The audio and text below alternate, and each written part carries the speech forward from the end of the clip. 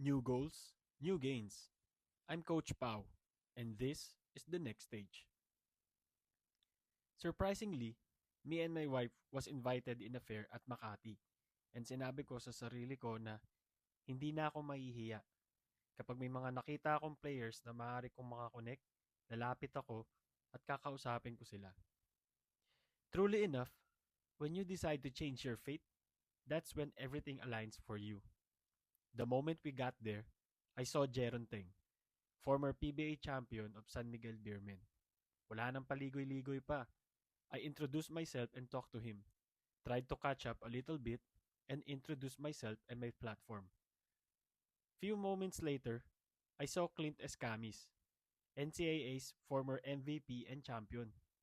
Sa sobrang approachable, parang nakikipag-usap lang ako sa tropa. He even dapped me up first and followed my account even without asking him.